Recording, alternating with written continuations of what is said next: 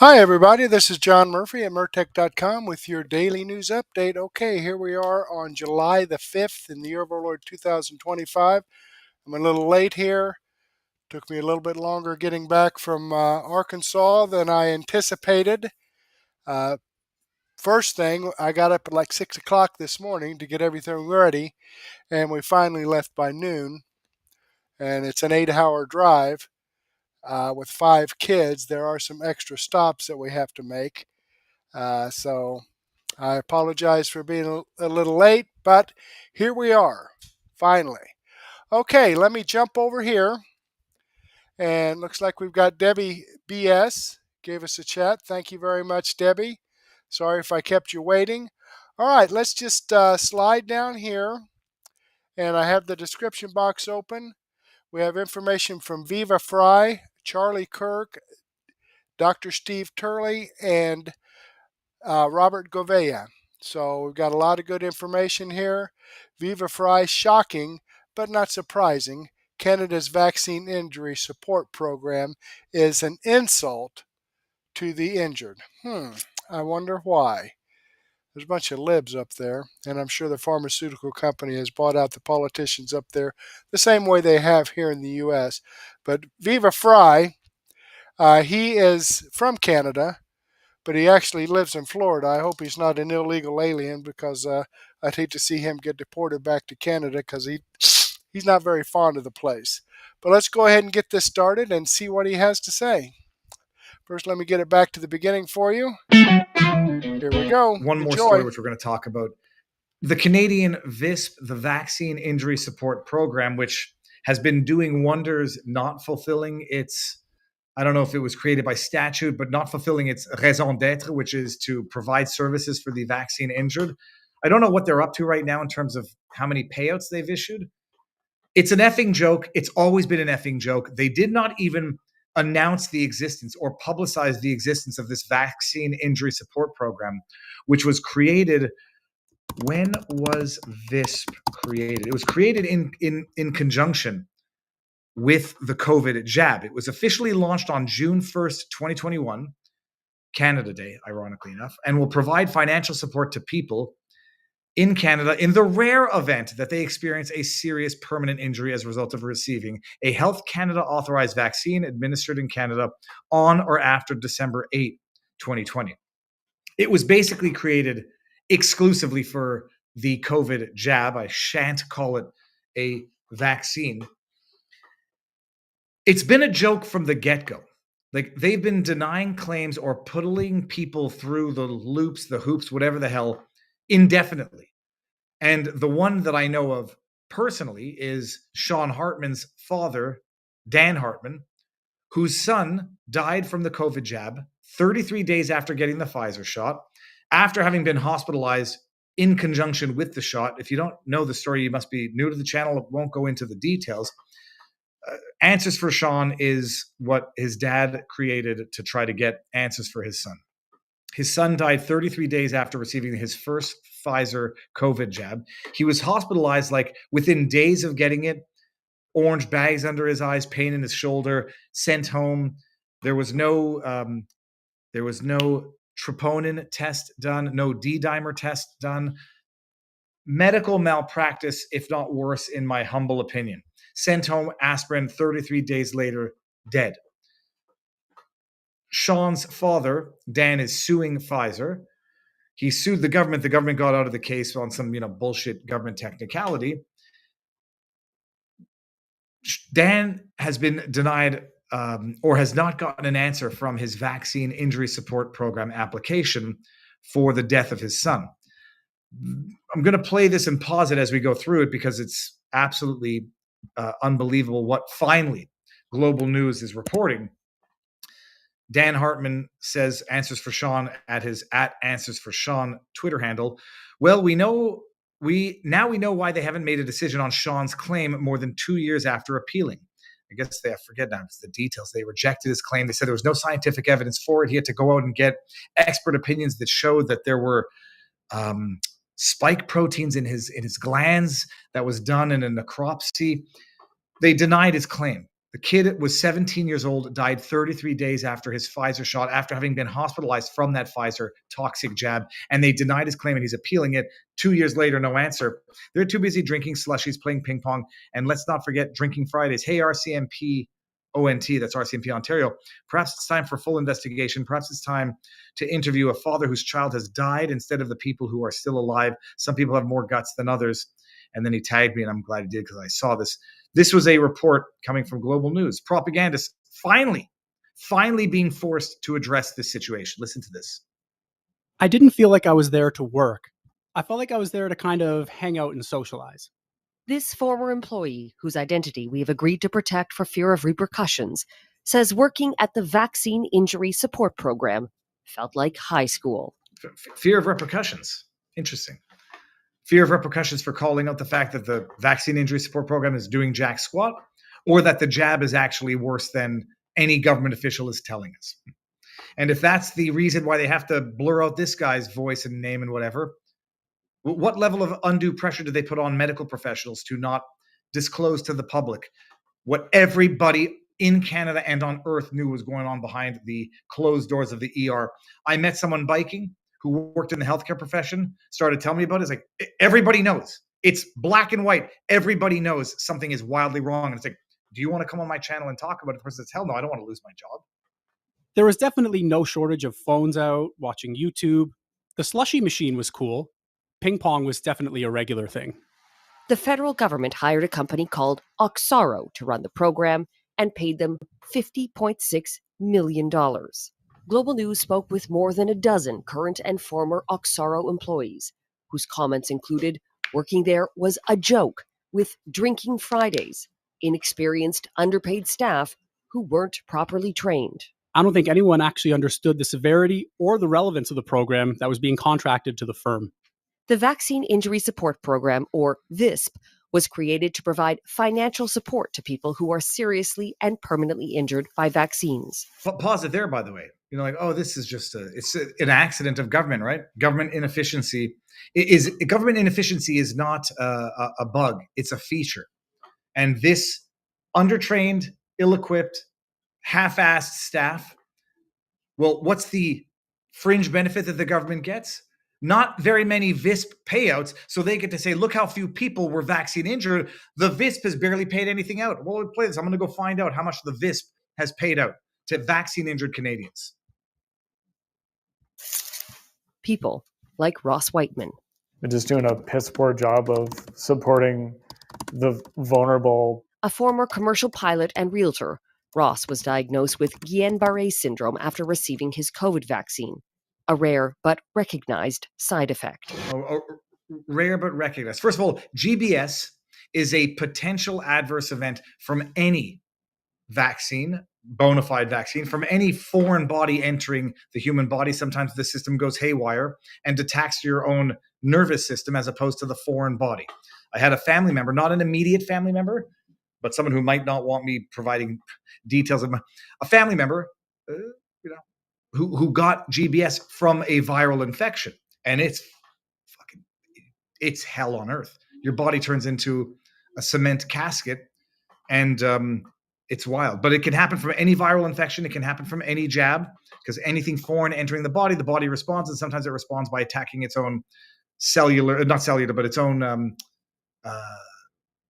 what the hell's its own nerves. His claim was among the first to be approved by VISP. And yet 4 years later, every day is a fight against his body and the program. At the moment, I'm probably out about 25,000. In its policy for VISP, the public by the way, free healthcare, everybody. Free. Universal healthcare. Agency of Canada said the injured will have fair and timely support. But Ross Whiteman waited nearly a year and a half while unable to work for a full injury payout, 3 more months for income replacement, and still regularly battles the program for his medical expenses. It could take a month. It could take 12 months. Some former workers say there was no sense of urgency. There was an amount of work you were expected to finish. Every day. And you weren't hitting those targets. No, probably well below. Probably well below. What was lost in the program were the people. They were merely names on paper, nothing more than that. Today, Ross Whiteman is on his 7th case manager. He's lost his health, his savings, and perhaps worst of all, he's lost hope. We're such a small group of people. I just feel like it's on to the next one. In a statement, Oxaro said this is a new program, and it aims to provide a process that ensures all cases are treated fairly and with the same care, respect, and due diligence. It says its timelines depend on each case's nature and complexity. Carolyn Jarvis, Global News. In other words, bullshit, by the way. So just taken from the AI overview, which tends to get good aggregate information on this. Based on recent reports, Canada's Vaccine Injury Support Program, VISP, has paid out $16.9 million to injured Canadians as of July 2025. Important to note the context. The government has paid $50 million to the program, Oxaro Inc. One report mentions $56.2 million. We'll call it $50 million. A significant portion of this amount, $33.7 million, has been spent on administrative costs. As of December 2024, the program had paid out $16.6 million to 209 people. The 16.9 million figure is more recent. Assume that's as accurate as it is as of now. They give this VISP program $50 million. And this government contractor takes the 50 and spends 33 million on administrative costs. This is how you get your ass bitten. This is how you get burnt when you support charities and you find out, holy shit, how much or how little of every dollar I've given you are you spending on the actual end goal of this charity and not administrative costs? How much is the CEO getting paid? Well, let me go see that here. The company is Oxaro. How much does the CEO of Oxaro get paid? That might be limited because it's a government. How much does the CEO of Oxaro Inc. get paid? Let's see if we can get an answer for this. It's going to go to AI overview, so take it with a grain of salt. His name is Marco Perron. The provide search do not contain information about his salary. An estimated average of a salary, or whatever, it's 1.2 million. The average salary for Oxaro and other positions is approximately $60,000 to $83,000 per year. These figures are not for the CEO position. 60 to 83 grand Canadian. It's not bad.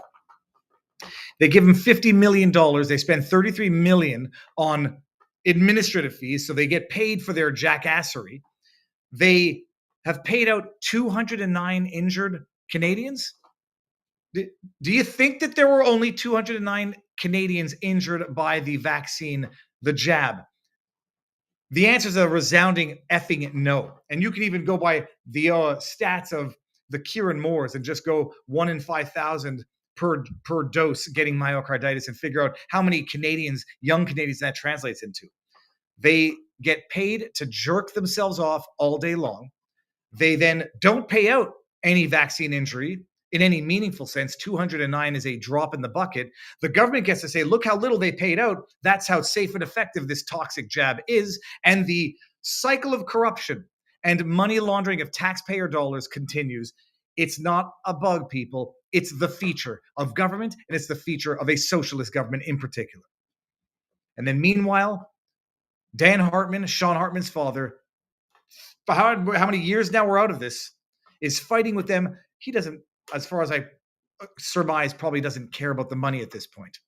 He wants the recognition that the jab killed his son. Whether or not that would make for more probative evidence in the civil lawsuit, who knows? Whether or not the government is delaying this case to not give him the finding that the kid, Sean Hartman, died from the jab because it would help in his lawsuit against Pfizer, one can only guess. But one can take some reasonably educated guesses. So that's that. All right, folks, this is probably standard procedure. I mean, they're still trying to cover this stuff up. He died, what did he say, 21 days after taking it? Oh, no, it wasn't the vaccine. Okay, he was healthy before, took the vaccine, got sick, and then died. But it wasn't the vaccine that did it. No. But then again, they paid out. So, what the hell?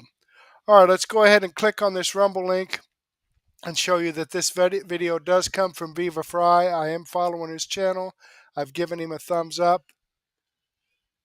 Here we go. Following his channel, giving him a thumbs up. I hope you do the same thing for me. Okay, let's jump back here to the main page, or the description box. And before we go further with Charlie Kirk, I do want to give a shout out here to Fisher C45 reposted my episode 1613. Debbie BS commented on my episode 1613. And Debbie BS commented on my extra 399A and extra 399B. Fisher's 45, Fisher C45 commented on, or actually reposted my extra 399C, and Debbie BS commented on my extra 399C. Yeah, my son just ran in the room. They're still all excited. We just got back, about what, 25 minutes ago. So they're, they're all fired up. So that's why I went like that, because he ran in the room. But at any rate, I do want to thank you folks, Fisher's C45 for reposting my channel, and Debbie BS for your comments. I greatly appreciate that. Thank you so very much. Now, Charlie Kirk, moving on with that. A bottom-up economic boom is coming, thanks to President Trump. Well, that sounds good. I wonder what he has to say about that. Let's take a listen and get this information. Now, and let me back it up here at the beginning. So right Here we now, go. you might not think it impacts you. Right now, there are 10,000 conference rooms filled with bean counters, accountants, which is fine, lawyers, which are they're the no people. They tell you no all the time. And then there is the CEO and maybe a kind of a VP, and they have to game out their financial decisions and their investments for the next 2 or 3 years. So let's just take a company like Chili's, baby back ribs, which Chili's is actually doing very well right now. They're like a rocket ship. Chili's is now sitting in their conference room, and they're trying to figure out, are we going to build new restaurants? Are we going to hire more people? Are we going to expand new locations? Are we going to diversify our menu? Are we going to upgrade? Or are we going to be cautious? Take other, you could take a million different examples of this, literally tens of thousands of examples. Hilton Hotels. Hilton Hotels is sitting right now in their conference room, and they say, what is the vibe? And they're starting to realize that investment money is pouring into this country, the tax bill. So then they get a signal of psychology. It's not just numbers. So much of business is trying to peek around the corner and see what is coming next. And President Donald Trump is doing something that Biden never did and Obama never did. He's just relentlessly bragging and cheerleading on the country. I know this might sound silly, but just having a cheerleader for America and the American economy does so much. President Trump saying we're the hottest country, invest, spend. All of a sudden, people psychologically start to act that way. Gas prices are going down. Chili's example. Chili's says, wow, we get 100% depreciation. Let's go redo our restaurants. Or Chipotle, or Starbucks, or whatever brand, Olive Garden, doesn't matter. So 100% depreciation will unleash capital expenditures. You might say, oh, how does that help me? That's a tax cut for the rich. You see, that's why Hakeem the Dream Dollar Store Obama doesn't understand any of this. So let's say Chili's, baby back ribs, says we are now going to take advantage of the 100% depreciation tax cut, 100%, and we're now going to redo 100 restaurants. Well, who does that work then? Well, the welders, the carpenters, the electricians. All of a sudden, you guys are going to have more work than you can handle, and you already have a bunch of work. How about the 100% depreciation when it comes to heavy machinery? John Deere, the auto manufacturing, for buying American cars. We're going to see huge demand and capital incentives on the tax code to then invest. Right now, the conference rooms are filled with decision makers, and I can tell you because I talk to a lot of them. I have a Zoom call today, literally as soon as the call is done. As soon as the show is done, I have literally 2 Zoom calls with multiple billionaires. I could tell you, and I ask them. I love asking them questions. And by the way, tonight I have another dinner. Literally today, I'm talking to decision makers, and they're like, "Man, the vibes are back. There's a lot of investment chatter. Things are feeling better. We're opening more restaurants. We're investing in more hotels. We're buying more land. We're revamping. We're redoing." This is going to push job growth and labor growth for the welders, the framers, the foundation layers, electricians, and the roofers, and also the business managers and the managers. It's actually a bottom-up, top-down victory. It's a full spectrum economic reset. And then here's where it gets fun. The rest of the world sees it because remember, we're only 5% of the world's population, and they want to invest here too. So you have the ruling class of Saudi Arabia, of the Emirates, well, not of Iran, they can go to hell. The ruling class of Qatar, the ruling class of Vietnam, all of a sudden they want to invest in this country. And this pushes back against the Mamdanis, the Luigis, the AOCs. And remember that, the trifecta, that I want you to commit that to memory. It's very important. The Mamdani, Luigi, AOC, that is the resentment, bitter, dangerous version of the Democrat Party. When the workers get a shot in the arm, when the economy works for the workers, all of a sudden things are going to start to get better. But I can tell you right now that the psychological capital expenditures are going to increase because the vibes are back. Right now in those conference rooms, people are talking about expansion because if you don't grow, you die. And if you miss a growth curve, understand that if you are running like a Chili's or a Chipotle or a Starbucks and you play it conservatively and you don't grow when your competitors grow, that could be the difference between succeeding or bankruptcy. And no one wants to be left out. So what President Trump has done is he has created the biggest, most compelling financial FOMO in American history. And every single conference room is now filled with decision makers that want to get in. And you're going to see an economic boom that is significant, legitimate, and bottom up.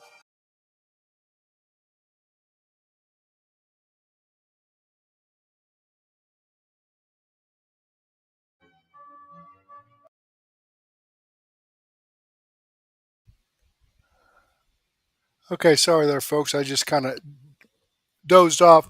But actually, we don't want this. Let me get back here again. Let me pull his video up again. All right. Sorry about that. It's been a long... All right.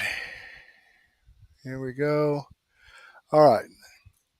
So, with that being said, let me So right now, go ahead and click on this Rumble link and show you that this video does come from Charlie Kirk. I'm following his channel. I've given him a thumbs up. I hope you do the same thing for me.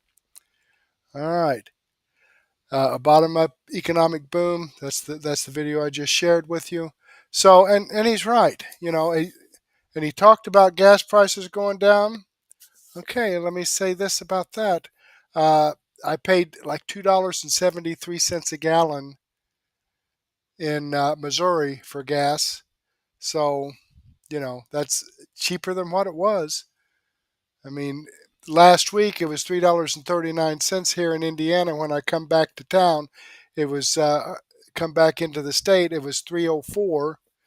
But the cheapest I paid for it was $2.73, which is a hell of a lot cheaper than it has been. Okay, but you don't want, you know, Democrats won't tell you that. That's for damn sure. All right, getting back here to the description box. Let's move on with Dr. Steve Turley. Rachel Maddow gets brutal news from MSNBC executives. Well, I hate to hear that. Poor Rachel. Oh, look how sad she is. Let's see what Dr. Steve has to say. And let me get it back to the beginning for you. Biggest liberal star just got a message from her own boss is so brutal, it could change the future of the entire network. Rachel Maddow, once thought untouchable, is now facing the consequences of a collapsing primetime lineup, plummeting ratings, and a rebellion against her own executives. Stay tuned because what's happening behind the scenes at MSNBC is a warning shot to the entire legacy media complex. This is not just about one host. It's about the unraveling of a media empire, the exposure of its internal power struggles, and the end of an era for left-wing cable news. If you thought Maddow was safe, think again. The implosion is just getting started. Hey gang, it's me, Dr. Steve, your Patriot Professor, here to give you a front row seat on how you are changing the world in ways you never even imagined. So make sure to smack that bell and subscribe button. All right, let's set the stage here. MSNBC's primetime lineup is in a freefall. Joy Reid, axed. Alex Wagner, demoted. And Rachel Maddow, once the face of the network, went on air recently. You may remember this when she torched her own bosses, calling their decisions to fire her friend Joy Reid indefensible, and even slapped them with a not so subtle accusation. I have learned so much from her. I have so much more to learn from her. I do not want to lose her as a colleague here at MSNBC. And personally, I think it is a bad mistake to let her walk out the door. It is not my call, and I understand that, but that's what I think. I will tell you, it is also unnerving to see that on a network where we've got two non-white hosts in primetime, both of our non-white hosts in primetime are losing their shows. Okay, I mean, this is just another example of how she doesn't know what the hell she's talking about. I mean, they did not remove them from their slots because they were getting good ratings, because people loved them. They were removed because their ratings were down and people didn't like to hear what they had to say. Is that so hard to figure out? I mean, how stupid. Well, she's a Democrat liberal, so, sorry, I didn't mean to interrupt there. As is Katie Fang on the weekend. And that feels worse than bad, no matter who replaces them. That feels indefensible, and I do not defend it. So now the executives at MSNBC are racists. I mean, that was hardly subtle. It's not just that they fired her friend. It's why they really fired her and others at MSNBC. It's not because they suck. That is what is so indefensible, according to Rachel Maddow. But here's the kicker. Maddow's public rebellion did not go unnoticed. Executives at MSNBC just gutted Maddow's staff. Most of her production team were either reassigned or laid off, told to take severance or even reapply for their jobs. Only her executive producer and a few top aides survived this massive purge. So needless to say, this was a crystal clear message. No one, not even Maddow, is above the corporate machine at MSNBC. And that explains very much what's really happening here. And I find it so deliciously ironic. Bottom line, MSNBC is panicking. Their ratings are tanking, especially since former Biden press secretary Jen Psaki took over Maddow's slot. Viewership in the key 25 to 54 demo has plunged by 50 freaking %, with barely 78,000 viewers left in that group, a collapse that stunned media insiders. Compare that to Fox News, where Jesse Waters and the Five dominate with over 3 million viewers each. I mean, they're not even in the same league. They're not even in the same ballpark at this point. Fox is flourishing while MSNBC is barely hanging on. Overall, MSNBC's ratings are in a death spiral. Since their lineup shakeup, viewership has dropped by 40% year over year, and the network's leadership is scrambling to stop the bleeding. The new president, Rebecca Cutler, is purging legacy hosts, desperately trying to reposition the brand and betting on hopefully new faces, all while Comcast executives are in the process of spinning off MSNBC and trying to distance it from their main news network outlet, NBC. But thus far, all told, the plan is frankly backfiring. Far from attracting viewers are leaving in droves, and the replacements are performing even worse. And it's no wonder. More and more people are realizing the legacy media has become irreparably compromised, with truth getting buried under layers of spin, agenda, and algorithm-driven narratives. I got to tell you, that is why I turn in my research to resources like Ground News to cut straight through all the propaganda, all the BS, all the noise, and find out what's really happening in the world. Grand news. Okay, I'm going to go ahead and skip past this ground news commercial. Here's a source which gives you unlimited QR, institutional power reasserting control, in this case, over far left ideologues. And again, the irony could not be more delicious. Maddow, once the network's star, tried to challenge the hierarchy by publicly criticizing leadership, even subtly accusing them of racism. But in corporate media, individual news personalities are only valuable so long as they serve the brand. The moment they become liabilities, especially in the face of financial decline, what happens to them?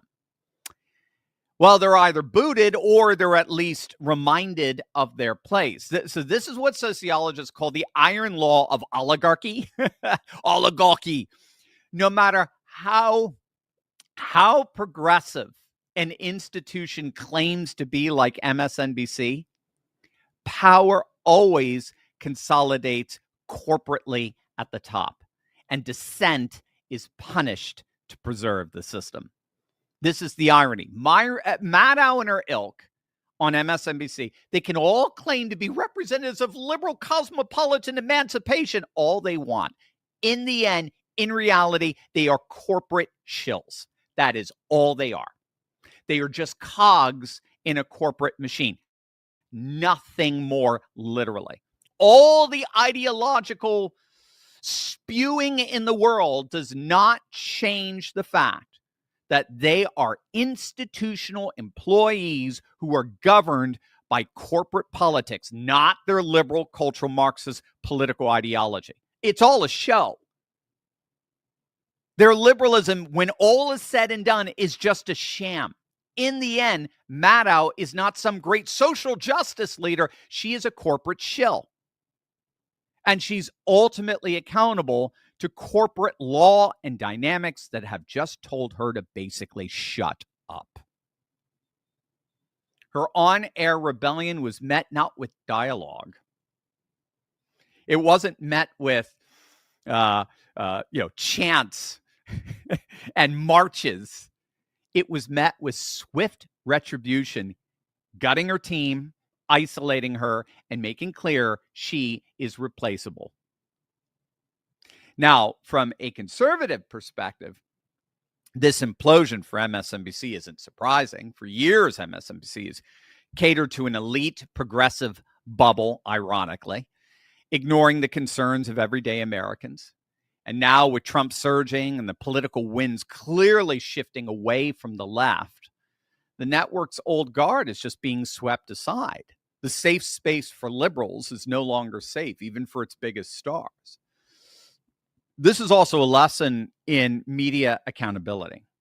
When networks become nothing more than echo chambers and ones that fudge the facts to boot, they eventually, inevitably, lose credibility. They lose legitimacy, and viewers seek out alternatives that actually reflect their values and concerns, but in a far more genuine and authentic way. So I think that's why, for right or for wrong, that's why Fox News continues to dominate while MSNBC flounders.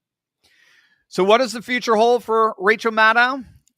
Well, for now, she's the biggest name in MSNBC, which, of course, is not saying very much. But she's been reminded that she is not irreplaceable. If the network keeps bleeding viewers, corporate law, the very corporate law that Maddow and her left-wing ilk are all ultimately accountable to, will intervene. And Maddow could be the next one out the door. In the end, you work for the corporate machine always wins, even against a bunch of self-entitled, whiny liberals at MSNBC. We're in it, gang. All right, there he goes into another commercial. So let's go ahead and click on the Rumble link. Great information, I thought. I'm sorry. Old Rachel is so disappointed, I guess. But at any rate, this is the video. Right here's the video that I shared with you. I'm following the channel. I'm giving them a thumbs up. I hope you do the same thing for me. Okay, let's get back here and move on. I want to wrap this up here with some information from Robert Gouveia.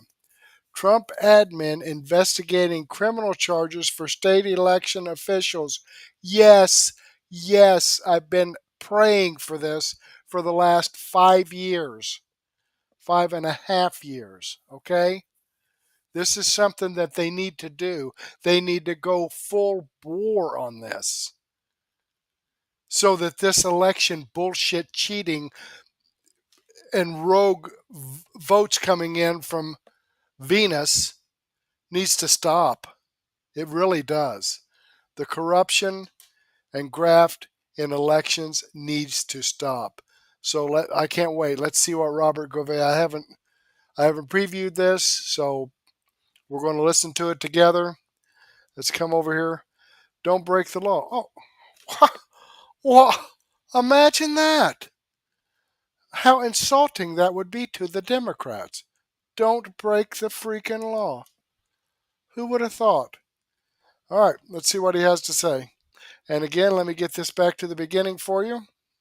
And if you find a problem in that validation, then it is a catastrophic problem for the government. Why should our elections be any different than a DUI sample? The tactics we're seeing out of the DOJ right now are building, said Dax Goldstein from the States United Democracy Center. That's Norm Eisen's group. The New York Times should be ashamed of themselves. Their version of election integrity is to allow everybody to vote no matter what, because they want the election to be representative. And if it's representative, then it has integrity. And how do you get high representation? You have no control at all. The Trump DOJ looking into investigating state officials for violations of election laws. No one's above the law. They have to follow the rules. Who do they think they are? Just moving things around, not complying with the standard operating procedures, wrecking chain of custody, manipulating dates and requirements for certain people and submissions. Not appropriate at all. Now the DOJ will take a look. Okay, here's what the New York Times report says, that Pam Bondi and the DOJ explore using criminal charges against election officials. Such a path could drastically raise the stakes for federal investigations of state or county officials who bring the department and the threat of criminalization into the election system. Well, I wonder if that would include people like Griswold from Colorado, Crazy Eyes, who does her interviews like she's going to come through that camera and murder you, your entire family. Well, remember, she violated a bunch of different rules about election integrity and sanctity of ballot marking devices. You can't just go in there and change things around and revise the software without validating it and having other people validate it to certify it, that it's legitimate. If you break the seal, you got to go back through a validation process. She didn't do that at all. She sent her little SWAT team out there and said, I'm the Secretary of State, so I can break the rules because this is an emergency. Never investigated or prosecuted because she did it in Colorado and she's one of them. Now, here, was that a violation of the law to try to rig an election or prevent or cover up a very serious security breach, which happened after her office leaked the passwords on the internet? Senior Justice Department officials are exploring whether they can bring criminal charges against state or local election officials if the Trump administration determines that they have not sufficiently safeguarded their computer systems. I'm sure it's not that, all right? It's the consequence of that. Like, they're not coming in here and they're like, do you have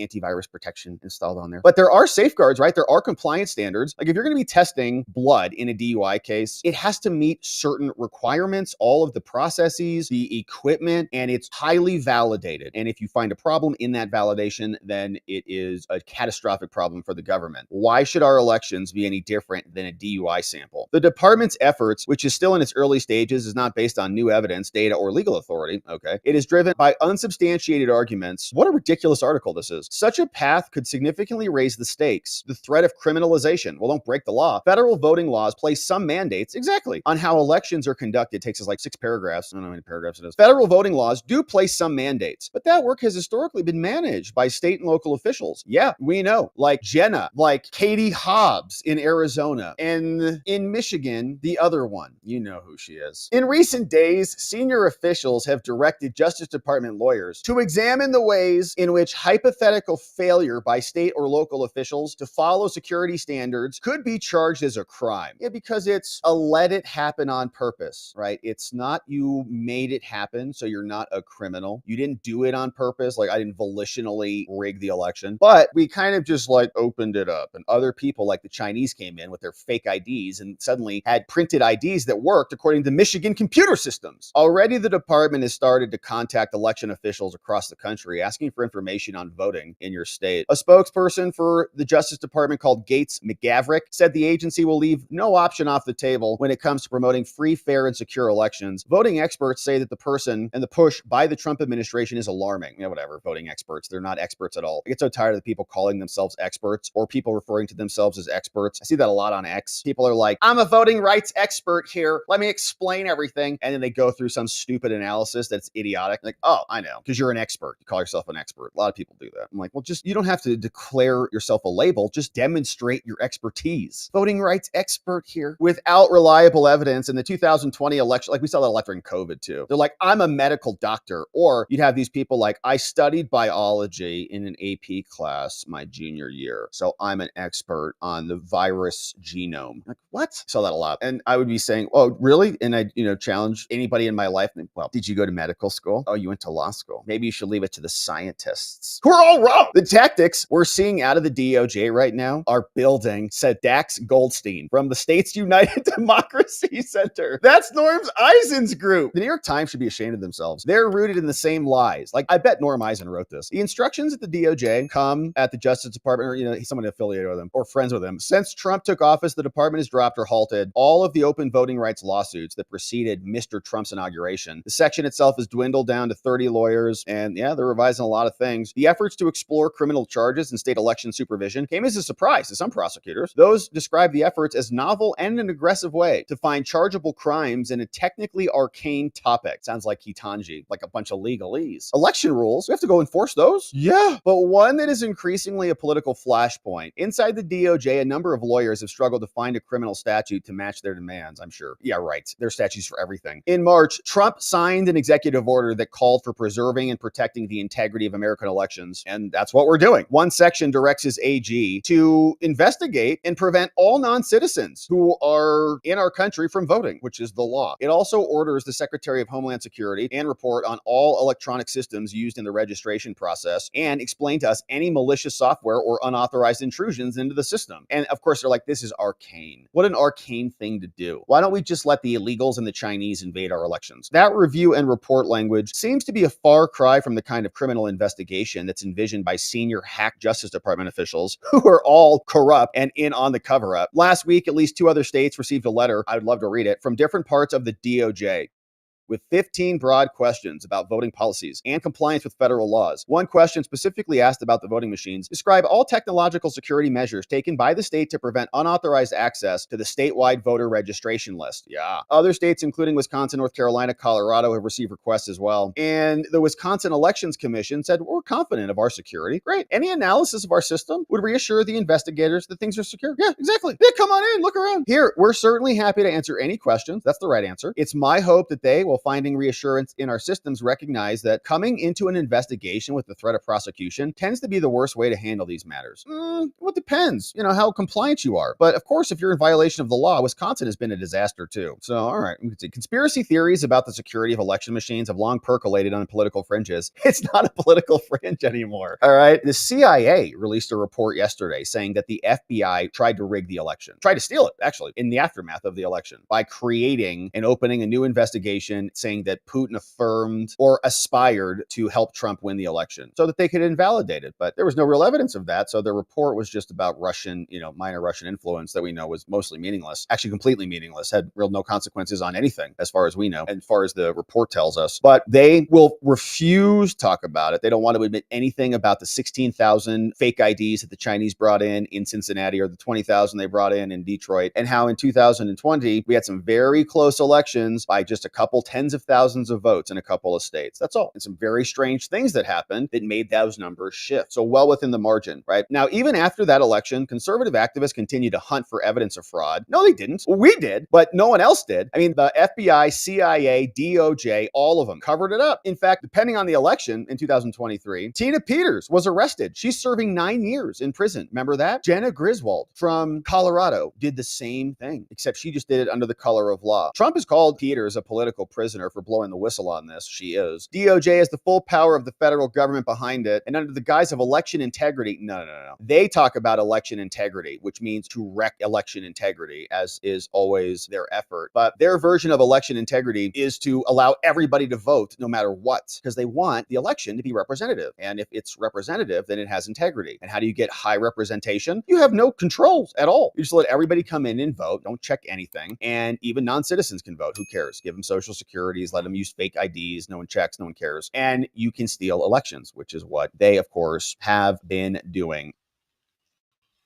All right, there you have it, folks. Let me get this back here. All right. And pause it. Let me go ahead and click on the Rumble link. Show you that this video does come from Robert Gouveia. This is the video I shared with you. I'm following the channel. I've given him a thumbs up. I hope you do the same thing for me. So, yes, this is something that I've been talking about for a long, long time. All right, and that is election integrity.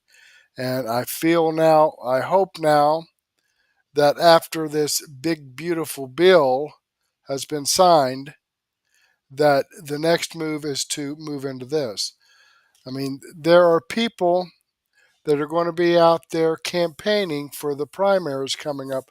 The primaries are going to be in less than a year for the elections in 2026, okay? They start their primaries in, the late winter, early spring of next year for the elections. We need to get these elections cleaned up, all the bull crap off of them, the dead people taken off of the voter rolls, the illegals taken off of the voter rolls. I mean, this is something that is imperative. If the elections were actually honest, I would be amazed to see 214 or whatever it is Democrats in the House of Representatives. I would be amazed to see 47 Democrats in the Senate. They have like a 20% popularity. How the hell do they keep getting elected? I don't understand. I do not get it. All right. Let me check out the chats here. And Debbie BS has definitely put in some chats. So let's go ahead and copy this into a comment, because I want to, these chats I feel are part of the program and I want to make them permanent. If I don't copy them into a comment, the chats will just kind of disappear when the live stream is over. So boom, there it is. It's permanent. And that's how easy it is to make a chat. You just put some information in the add a comment and click this comment button and boom, there it is. There it is. Okay, I want to do a quick refresh on this. Click this comment button and all right, there we go. And there's the live chats, and I've made this comment down here. Let me go ahead and give this a thumbs up. And that's how easy it is to do a thumbs up and give this a thumbs up. Okay. So I've had 328 people look at this video so far. I've got 32 people watching right now as I speak, and I've got 6 thumbs up. So 33 people. Okay, so if I could get 27 of you to slide down here and give me a thumbs up, that would be fantastic. Okay, I normally run these podcasts for about an hour, but I've got all the information covered. Great information, I might say. Coming over here to Murtech.com, the videos that I shared with you are videos that I have posted on Murtech.com that come directly from the producer's channel. So there's a link to Murtech.com also in the description box down below. You can click on that and come over here and gather some more information. Great information that you're not going to get from the mainstream media. Here's the video from Viva Frei that I shared with you. Here's the video here from, it's in alphabetical order, Robert Gouveia that I shared with you. Here's the video from Dr. Steve Turley and from Charlie Kirk. But As I said, I have over 55 videos posted here at Murtech.com. I don't have time to get into all of them, but I will have a daily news wrap-up where I have, I believe, over 50 videos in my playlist already. I'm going to go back and update that some more and come back in about a half an hour, probably about 10:15 Eastern Daylight Savings Time. I'll be back here and get that going of information from that took place today in the news, and this is going to be from outlets that provide you the truth, unlike the mainstream media. That's what I deal with. No nonsense, common sense, logic, and truth. And I guess this Florida flood in Texas was pretty bad. Pretty bad. There's going to be some coverage of that. I think the last count was like 33 dead and like 23 children missing. So we'll get into that tonight. But in the meantime, I do want to thank you for your time in watching this podcast with me. Hopefully, I'll get to see you again later, and may God bless.